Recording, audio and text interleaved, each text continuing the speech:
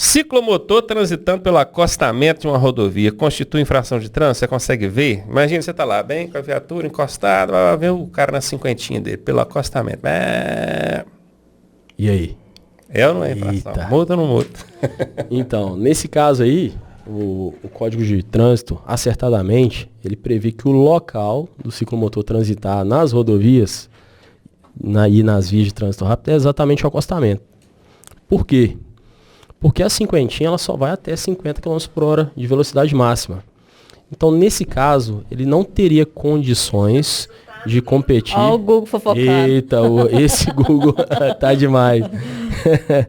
Então, assim, a cinquentinha não teria a possibilidade de competir com os demais veículos numa ultrapassagem ou até mesmo na velocidade que precisa ser aplicada naquele local. Até o ser ultrapassado, né? Porque é um veículo leve. Exatamente. A gente de moto, às vezes numa 125, aí passa um ônibus, já balança você aqui. O deslocamento de ar balança, né? Quem tem experiência com moto, tá numa moto leve, não dá essa bobeira, né? Vê que vem um ônibus de lá pra cá, ele joga a moto o máximo mais à possível direita. pra direita, que é pra sentir menos aquela frente ar ali. Imagina os cinquentinhos. Você tá louco. Mas foi bom você ter falado isso também, porque isso é uma dúvida muito comum. E o pessoal vê, porque às vezes a pessoa pergunta assim, mas o policial vai multar. A polícia sabe da lei, gente. Exatamente, exatamente. Professor, você está falando que eu posso andar no acostamento? Não pode, não. O código que está falando sou eu, não. Então a infração de trânsito se ele andar na via, faixa de rolamento. na faixa de rolamento. Exatamente. Aí, tá vendo, pessoal? Aí Pega a dica. Exatamente o contrário. Se ele tiver numa cinquentinha andando na pista, ele vai ser autuado. Exatamente. O que ocorreu no Brasil com relação às cinquentinhas?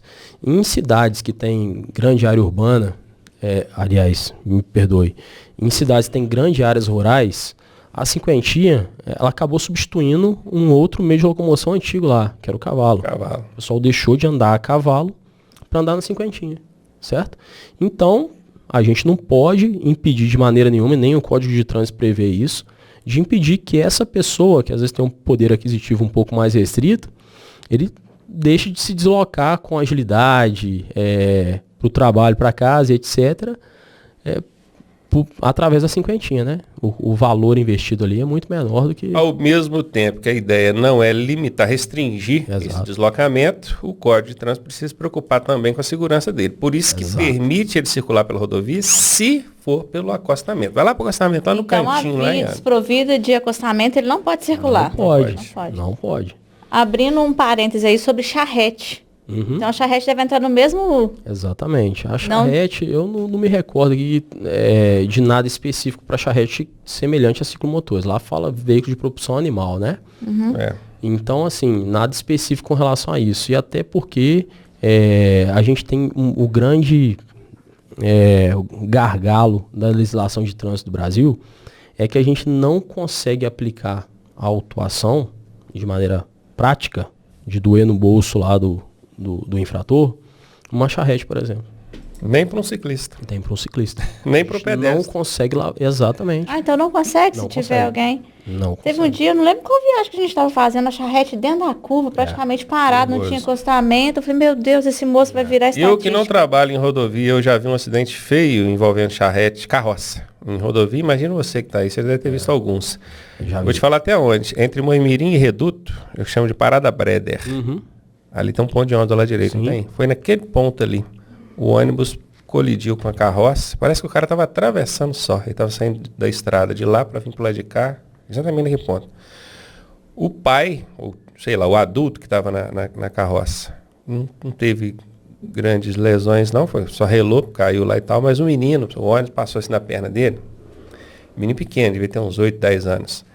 De tal modo que a carne deslocou totalmente do osso. O osso da perna dele ficou limpinho assim, ó, pendurado. Aparentemente não estava fraturado, mas a carne soltou totalmente. A musculatura, né? Soltou a perna, a carne ficou lá. Já me deparei acidentes com lesões desse tipo. Nossa, é uma coisa horrorosa. E é o risco, né? Realmente o Código de Trânsito não estabelece proibição para carroça e charrete andar em rodovia. Exato. Mas olha o risco.